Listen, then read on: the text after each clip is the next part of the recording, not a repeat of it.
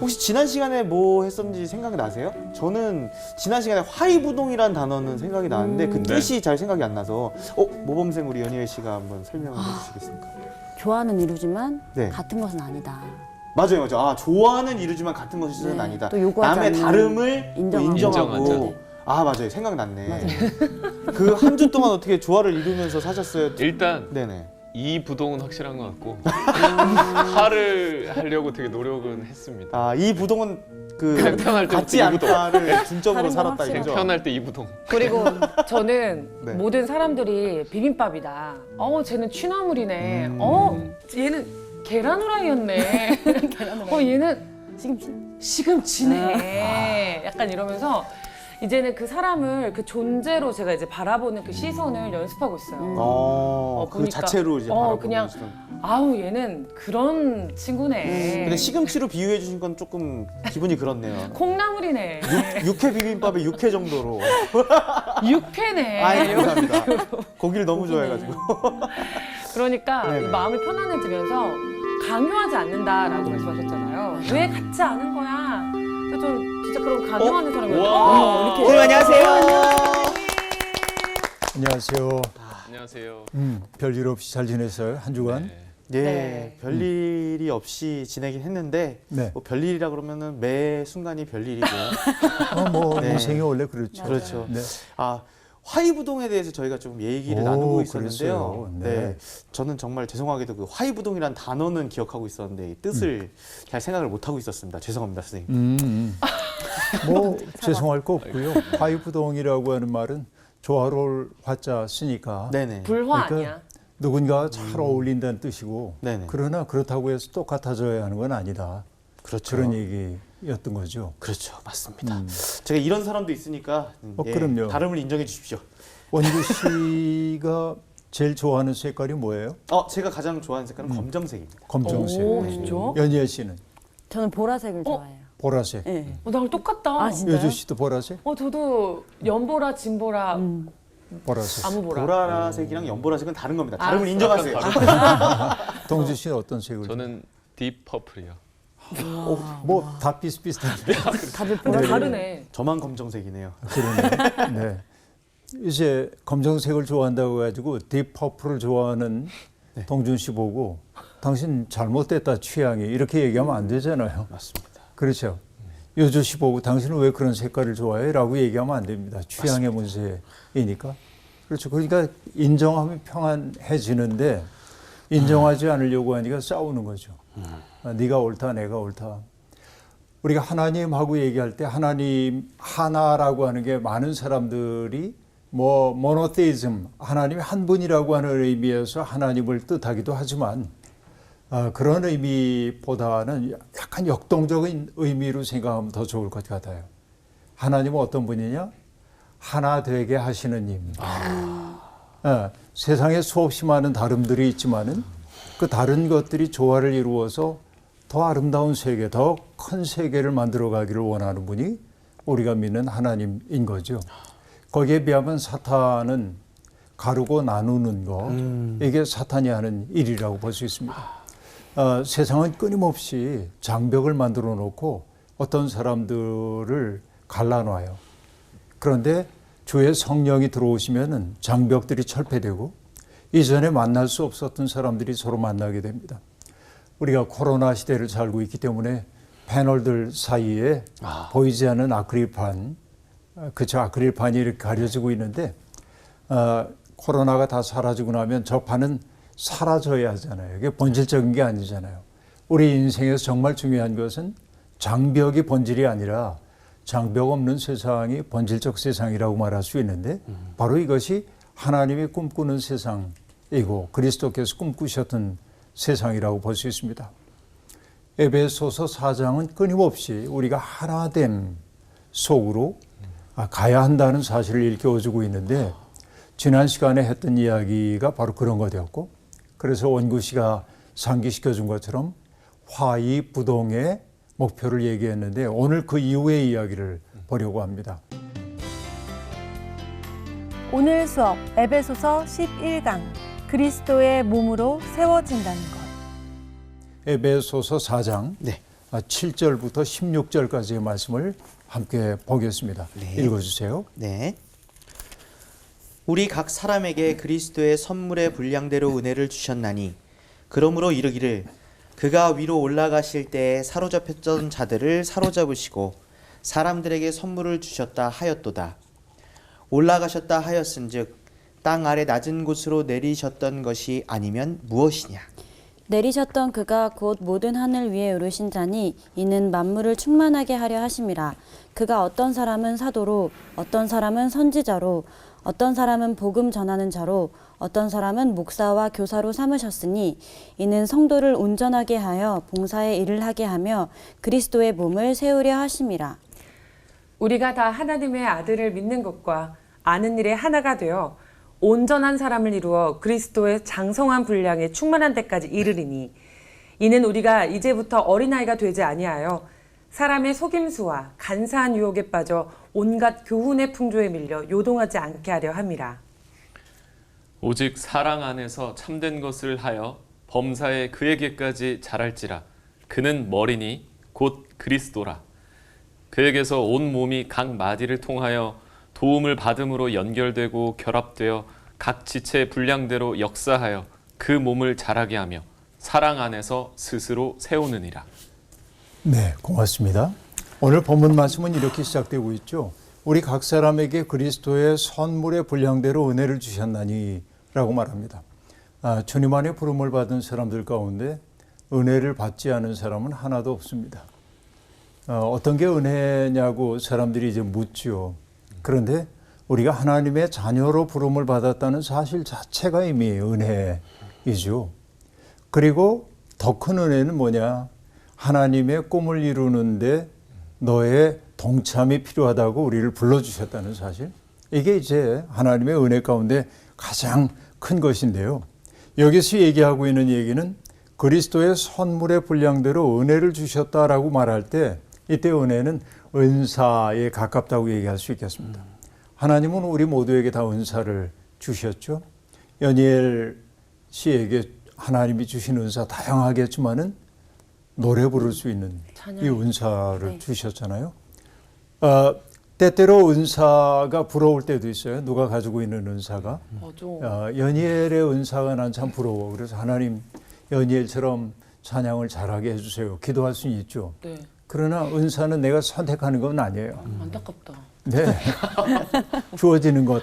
계속 기도하고 있었는데. 은사는 각자에게 주어지는 것이라고 볼 수 있겠는데요.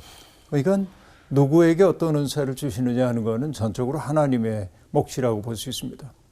그런데 많은 사람들이 그 은사의 경중을 따지는 버릇이 있었어요. 맞아. 옛날부터. 그러니까 고린도 교회를 가장 어지럽혔던 게 누구의 은사가 더 크냐 이거 가지고 고린도 교인들이 싸웠습니다. 근데 은사 가운데 뭐 가르치는 은사도 있고 그렇죠. 병 고치는 은사도 있고 또 예언하는 은사도 있고 다양한 은사들이 있는데 가장 도드라져 보이는 게 뭐냐면 다른 말로 말하는 거. 방언의 은사. 이 은사는 누가 보더라도 남달라 보이잖아요. 그러니까 방언의 은사를 받은 사람들이 그렇지 못한 사람들을 보고 조금 믿음이 좀 부족한 사람처럼 여기기도 하죠. 그래서 바울 사도가 한 얘기는 그 은사의 다양성을 인정해야 하고 은사를 주신 까닭은 자기의 소유로 삼으라고 하는 것이 아니고 공동체의 유익을 위해 사용하도록 하나님이 주셨다라고 말씀하셨고, 그러나 은사 가운데 가장 중요한 은사가 있다고 한다면 뭐라고 얘기했어요? 사랑의 은사. 그렇죠?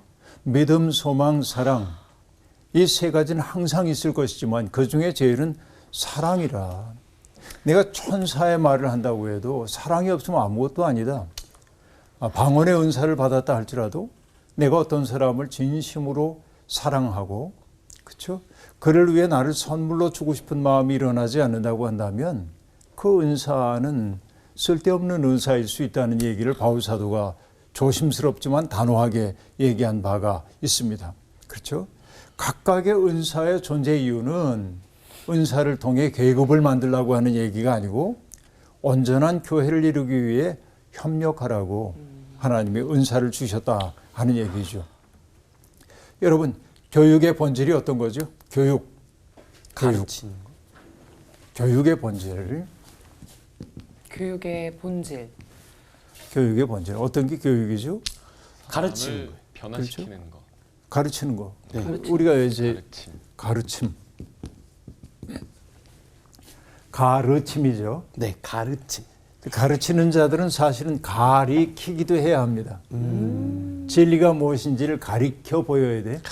그러니까 말씀을 선포하는 사람이 사람들에게 복음의 말씀을 가르치기도 해야 되지만은 삶을 통해 가리켜 보이기도 해야 합니다. 진리를. 그렇죠? 이게 이제 같이 가야 하는 거라고 보여져요.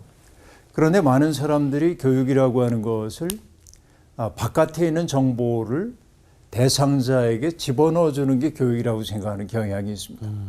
때때로 그런 것도 있죠. 몰랐던 것들을 알게 만드는 것도 교육입니다. 그런데 제가 오늘 교육에 대한 이야기를 하고 있는 까닭은 제가 좋아하는 분 가운데 이제 로빈 월 키머러라고 하는 분이 있는데 미국의 생태학자인데 아메리카 원주민의 혈통을 타고난 분입니다. 그분의 책을 읽다 보니까 이렇게 얘기합니다. 교육의 목적. 제가 그 글을 읽다 놀랐어요. 무엇을 줄 수 있는지를 알아내는 것. 이것이 교육의 목적이 아닐까? 내가 누군가에게 무엇을 줄 수 있을까를 알아내는 게 교육의 목적이라고 얘기합니다. 이건 굉장히 큰 깨달음을 제게 줬어요. 그러니까 학교 교육이 됐든 교회 교육이 됐든 일반 사회 시민 교육이 됐든지 교육의 목표라고 하는 것은 나라고 하는 사람이 누군가에게 뭔가를 줄 수 있다고 하는 걸 배우도록 만드는 거죠. 그래서 그분은 이어서 이렇게 얘기합니다. 나 자신의 선물이 지닌 성질을 이해하고 세상을 이롭게 하기 위해 이 선물을 쓰는 법을 배우는 것. 이것이 교육의 목적이라고 얘기를 하고 있습니다. 그러니까 모든 사람 속에는 대체할 수 없는 아름다움이 있어요.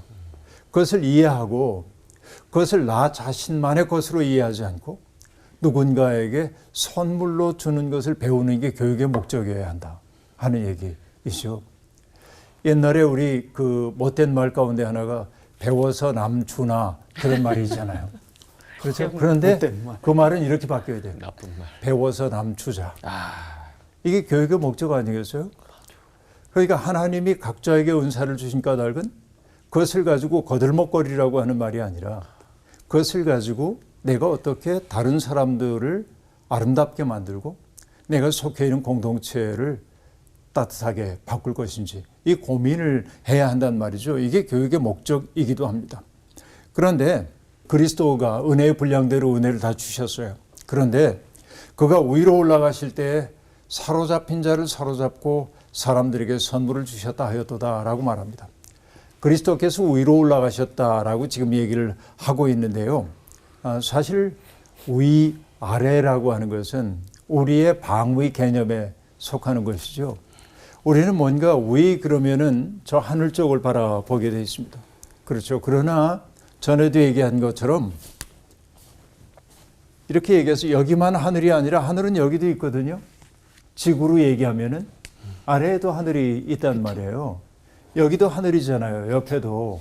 그러니까 위라고 하는 것은 우리에게 방위를 가리키는 말이 아니라 우리의 시간과 공간을 넘어서는 차원으로 들어가셨음을 의미하는 거죠. 이게 위라고 하는 그런 언어를 통해 들려주고 있는 메시지입니다. 그러니까 그리스도께서 저 위로 이제 올라가셨다고 얘기를 하고 있는데요. 사실 이 8절은 시편 68편에 나오는 말을 그대로 인용하고 있다고 볼 수 있어요. 주님께서 높은 곳으로 오르시며 사로잡은 자들을 취하시고 선물들을 사람들에게 받으시며 반역자들로부터도 받으시니 여호와 하나님이 그들과 함께 계시기 때문이로다 하고 말합니다. 쉽게 얘기할게요. 포로는 사로잡고 사람들에게는 선물을 나누어 주시는 것이 왕적 존재인 하나님이 그리스도께서 하시는 일이라고 지금 얘기를 하고 있어요. 그 얘기를 간단하게 언급하고 있습니다. 자, 그리고 9절과 10절에서 금방 얘기했던 것을 설명하고 있습니다. 올라가셨다 하였은즉 땅 아랫곳으로 내리셨던 것이 아니면 무엇이냐? 내리셨던 그가 곧 모든 하늘 위에 오르신 자니 이는 만물을 충만케 하려 하심이니라 라고 말합니다. 그리스도를 설명하기 위해 높고 낮음의 개념을 가지고 얘기하고 있어요. 주님이 계신 곳이 어디라고 얘기를 했어요? 위에 계셨어요. 위에. 그런데 어떻게 하셨죠? 아래로 내려오셨어요. 근데 아래로 내려오심이 그분의 운명의 끝이 아니라 다시금 위로 돌아감이 그리스도의 모습이에요. 그렇죠? 이 역동적인 움직임, 자, 위에서 아래로, 아래에서 위로 가는 이 역동적인 움직임이 한마디로 얘기하면 뭐가 될까요? 그리스도의 사랑, 하나님의 구원 섭리입니다.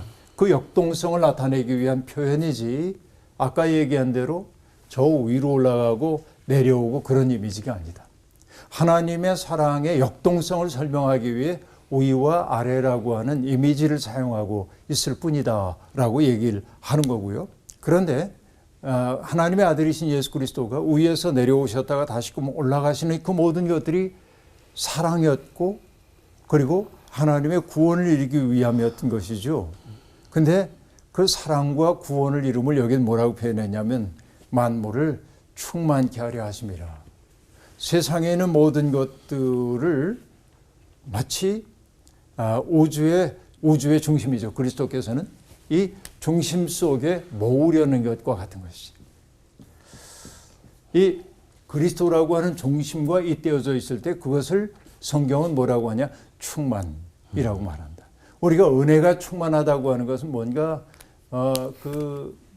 이렇게 들떠 있다는 얘기가 아니고, 그렇죠? 뭔가 그냥 막 뭐라고 그래요? 이게 하이 상태.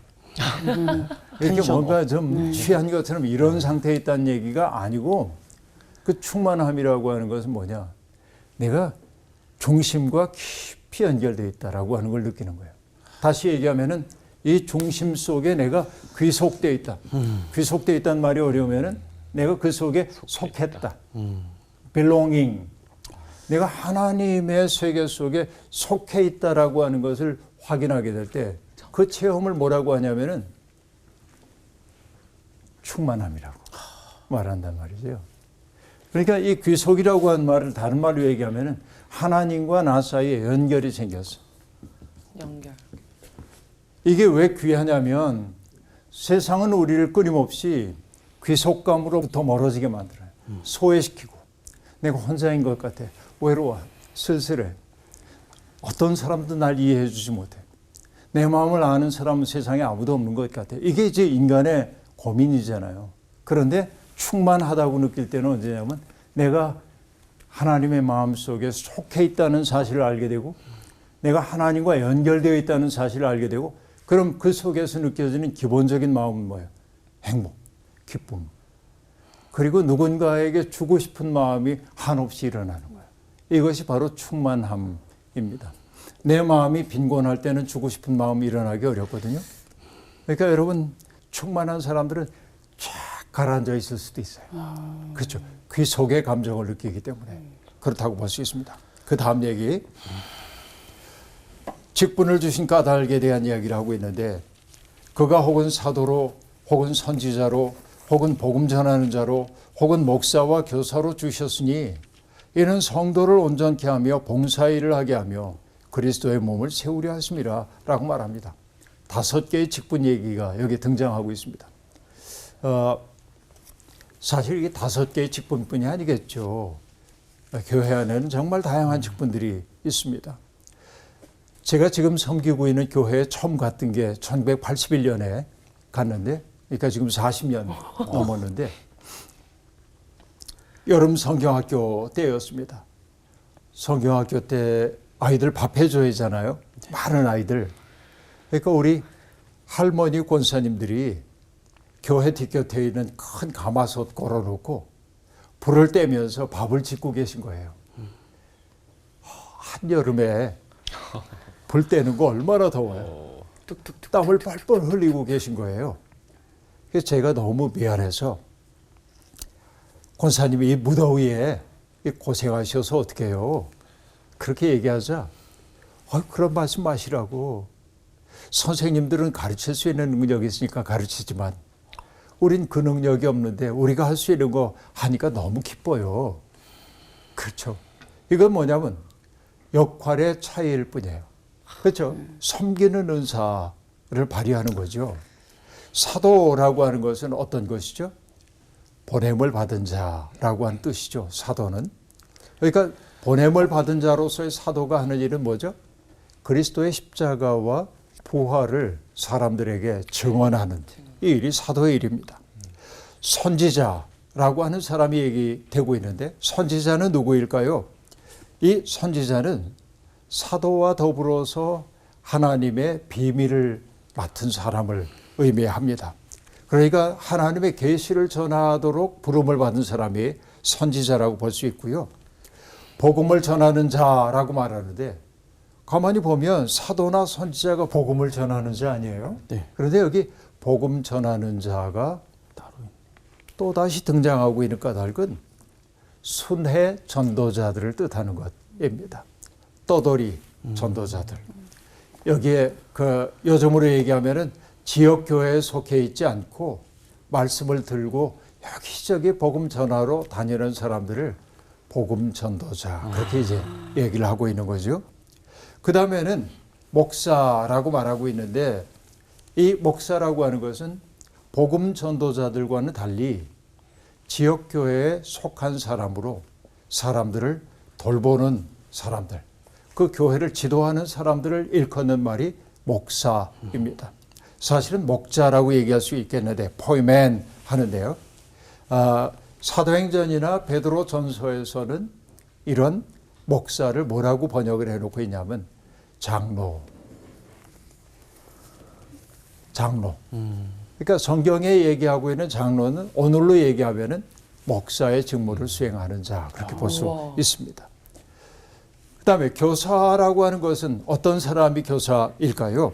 그것은 뭐냐면은 복음적인 삶이 어떤 것인지 일상의 구체적인 현실 속에서 적용할 수 있도록 돕는 사람들을 교사라고 얘기를 합니다. 그렇죠? 성경에 우리 인생에 대한 해답이 이 속에 다 담겨 있긴 하지만은 그러나 여러분 이 속에 담겨 있지 않은 상황들이 너무 많아요. 예를 들면 코로나19 시대에 하나님을 믿는다는 것은 무엇입니까? 여기 답 없어요. 그렇죠. 그때 교사가 해야 하는 직무가 뭐죠?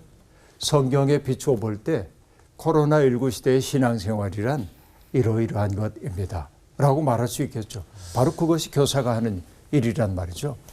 그러니까 여기에 얘기되고 있는 사도, 선지자, 복음 전하는 자, 또 목사, 교사 이런 이들이 서로 다른 직분이지만은 계급을 만들지는 않는 거죠.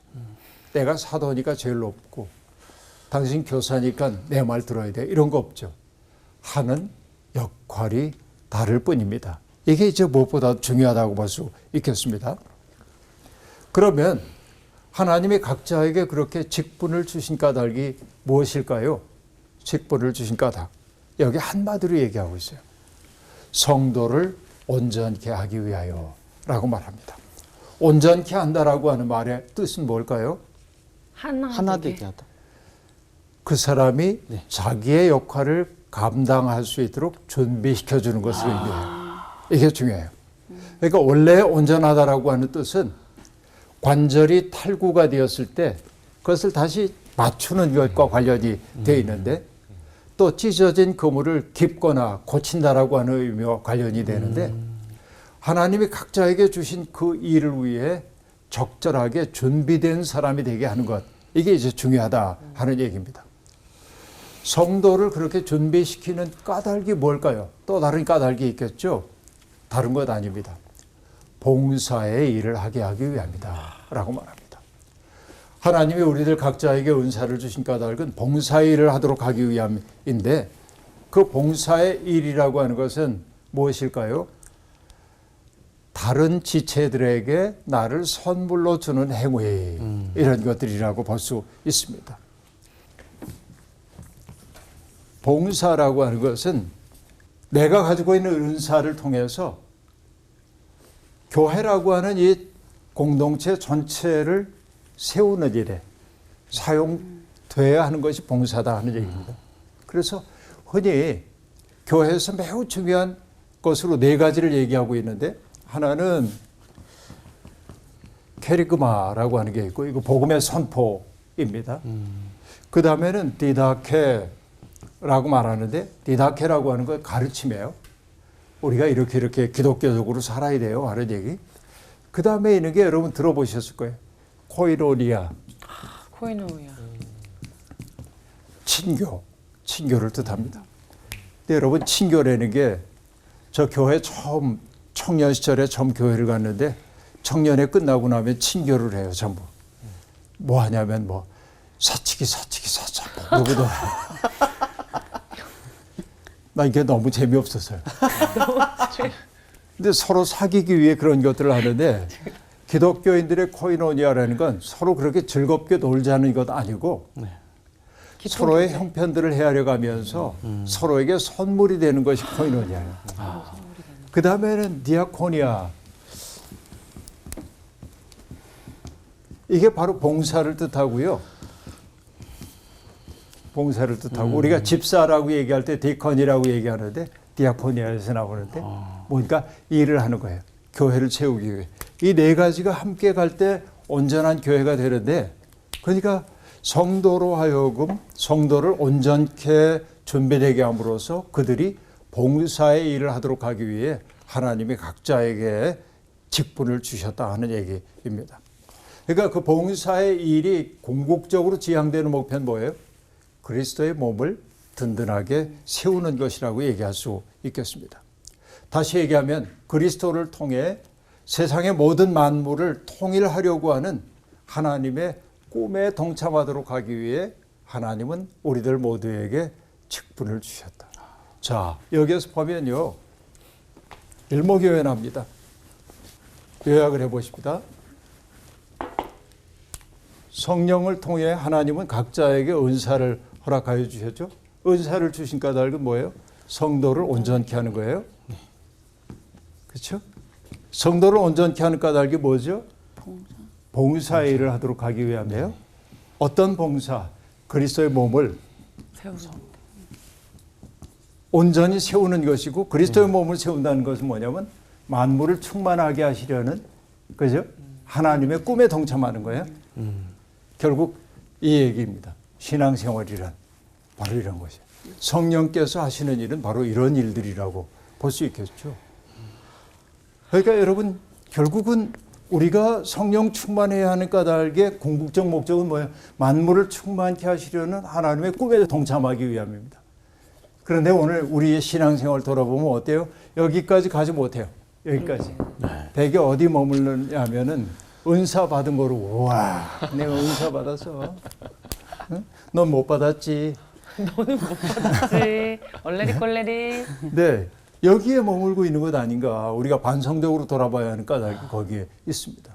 그러니까 하나님이 내게 다양한 은사를 주신 까닭은 만물을 충만케 하시려는 하나님의 꿈에 동참하도록 하기 위하여. 그러니까 여러분 잊지 마세요. 내가 그렇게 하찮은 존재가 아니에요. 하나님의 사랑 안에 있을 때 이게 중요하다 하는 얘기입니다. 자, 그러면 여러분 여기 보세요. 13절부터 봅니다. 우리가 다 하나님의 아들을 믿는 것과 아는 일에 하나가 되어 온전한 사람을 이루어 그리스도의 장성한 분량이 충만한 데까지 이르리니. 자, 여기까지만 일단 봅시다. 하나님을 믿는 일과 아는 일에 하나가 되어 어떤 사람이 된다고요? 온전한 사람이 된다 하고 말합니다. 자, 하나님의 아들을 믿는 것과 아는 일이 하나가 된다. 이게 제도의 일치를 말하는 게 아닙니다. 그리스도에 대한 바른 이해를 통해서 하나님의 아들이신 그분을 내가 확고하게 믿는다고 하는 말의 의미는 뭐죠? 내가 예수 그리스도를 믿습니다라는 고백 속에 머무는 게 아니고, 그분의 삶이 내 인생의 궁극적 의미이고 나의 실존의 목표라는 사실을 내가 인정하는 것이 그리스도를 믿는 일이겠죠. 이게 중요한 거예요. 무엇보다도. 그러니까 그 자리에까지 이르러야 한다고 얘기를 하고 있습니다. 그리고 온전한 사람이라고 얘기를 하고 있는데, 이건 어떤 거예요? 온전한 사람은 자기의 삶의 목적이 무엇인지를 아는 사람이 온전한 사람입니다. 원구 씨, 자기의 삶의 목표가 뭔지 아시겠어요? 이제 조금 알 것 같습니다. 네, 이게 중요한 것이죠. 온전한 사람은 스스로 될 수 있는 게 아닙니다. 온전한 사람은요, 하나님이 그 마음속에 빛을 비춰줘야 온전한 사람이 될 수 있고요. 그리고 진짜 온전한 사람은 하나님의 비춤을 받아서 다른 사람과의 관계 속에서 나를 선물로 주기 시작할 때 온전한 사람이 되는 거예요. 이게 이제 중요합니다. 제가 좋아하는 아브라함 저서 헤셀이라고 하는 분이 이런 얘기를 하고 있습니다. 사람은 누군가의 동료가 됨으로써 남들을 보살핌으로써 성숙한다라고 말합니다. 사람이 성숙하는 것은 언제냐? 누군가의 동료가 되려고 할 때이고 누군가를 보살피려고 할 때입니다. 그리고 이어서 얘기합니다. 그리고 이웃 사람의 짐을 함께 짐으로써 자신의 실존을 전개시켜 나간다. 이게 성숙한 사람이라는 거죠. 바로 이것이 인간됨입니다.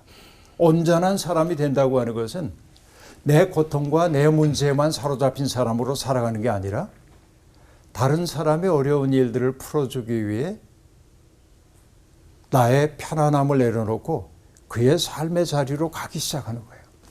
그의 문제에 연루되어서 스스로 위험 속에 빠지는 한이 있더라도 그를 돕기 위해 나를 그 자리에 갖다 놓는 것이 온전한 사람의 길이라고 얘기할 수 있겠습니다.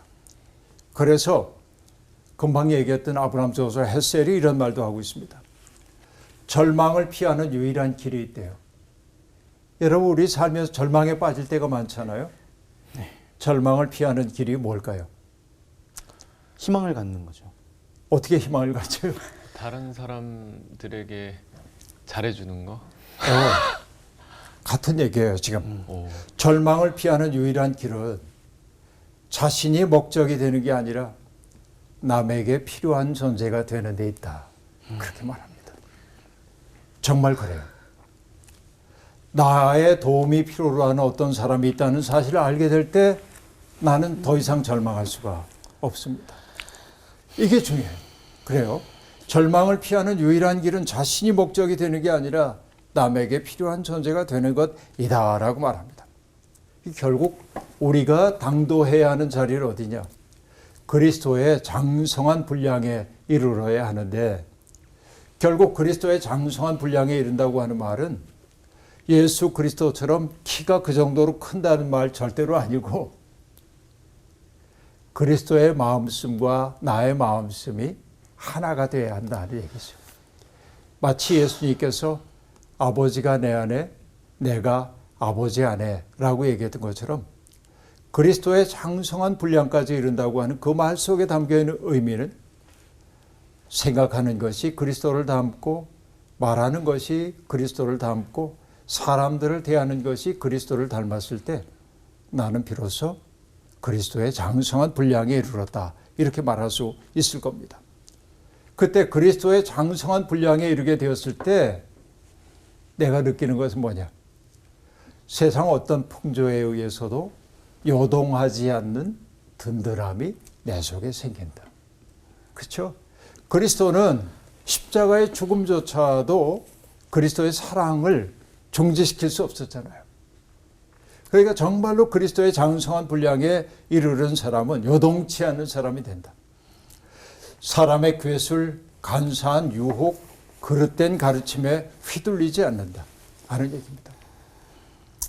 너무나 많은 신자들이 다른 복음을 전하는 사람들에게 마음을 빼앗기고 있습니다. 왜? 그 마음이 쉴 새 없이 흔들리고 있기 때문에 그렇습니다. 우리 마음이 너무 금방 찰랑찰랑하는 거예요. 맞아요. 그렇죠. 그런데 그리스도의 장성한 분량에까지 우리의 마음이 자라면 우리의 마음이 요동치 않는다. 흔들리지 않는 든든함이 우리에게 있다. 세속적인 교훈의 풍조에 휘둘리지 않게 된다라고 얘기하고 있습니다. 결국 우리의 믿음이 당도해야 할 자리는 바로 이 자리까지가 아니겠어요? 이게 무엇보다 중요하다고 볼 수 있습니다. 그 다음에 여러분 15절부터 보면요. 오직 사랑 안에서 참된 것을 하여 범사에 그에게까지 자랄지라. 성장의 비결이 어디에 있습니까?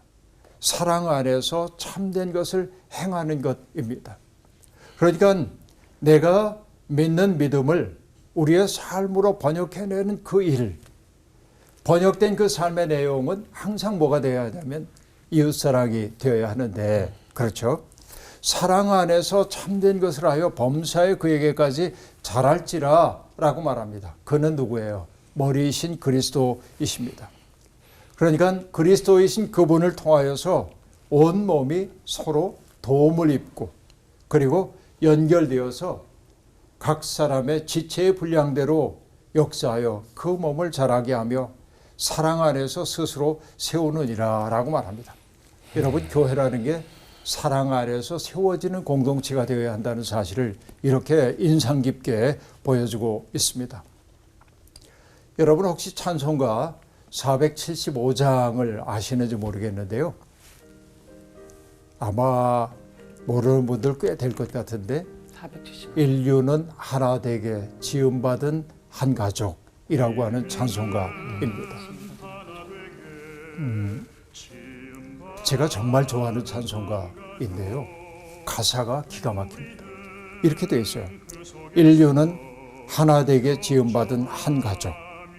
우리는 그 속에서 협조하며 일하는 형제와 자매로다, 형제와 자매로다. 이게 1절입니다. 인류는 하나 되게 지음받은 한 가족이다. 이게 1절 내용이에요. 근데 2절은 하나 되게 지음받았음에도 불구하고 그렇게 살 수 없는 현실을 얘기하고 있습니다. 죄악은 뿌리 깊게 우리 마음에 도사려 편당심 일으키며 차별의식 넣어서 대화를 막으려 한다. 대화를 막으려 한다. 죄가 우리 속에 뿌리 깊게 들어오다 보니까 우리의 마음속에 단파심 같은 것들이 생겨나고 차별의식이 생겨나고 그러다 보니까 서로 사랑의 대화를 나누지 못하게 되는 거예요. 3절. 그러나 그런 죄의 상황을 그리스도의 은총이 녹이는 거죠. 3절은 이렇게 되어 있습니다. 주님은 십자가로 화해하는 본보여 불신의 이 땅 위에 믿음, 사랑 되찾는 새 세계 명하신다. 새 세계 명하신다. 우리가 그리스도를 믿는다고 하는 것은 편당심과 차별의식을 넘어서서 정말 화해의 본을 보이신 그리스도를 따라 살아가는 것이라는 거예요. 바로 그것이 새 세계여야 한다는 것입니다. 그리고 마지막 절인 4절은 이렇게 되어 있습니다. 영광도 부끄러움도 함께 받는 우리니 믿음과 소망으로 튼튼하게 뭉쳐서 이 어둠 뚫고 가자. 이 어둠 뚫고 가자. 그렇죠? 가사가 1, 2, 3, 4절이 쭉 이어지잖아요. 우리가 근본적으로 지음받은 것은 한 가족으로 지음받았다. 2절은 죄악 때문에 우리가 분열될 수밖에 없었다. 3절은 그리스도께서 화해하는 본을 보여주셨다. 그러니 우리가 함께하며 이 어둠을 뚫고 나아가 새 세상을 이루자고 말하고 있죠. 그리스도가 우리를 불러주신 까닭은 분열된 이 세상을 치유하고 우리가 한 가족 때문에 기쁨을 한껏 맛보는 삶을 살자고 우리를 불러주신 줄로 압니다. 하나됨의 길, 바로 그것이 하나님의 길이요 그리스도의 길이라는 사실을 오늘 본문이 일깨워주고 있습니다. 한 주간 동안도 여러분 하나됨의 삶을 실천할 수 있으면 좋겠습니다. 오늘 수업 마치게요. 고맙습니다. 감사합니다.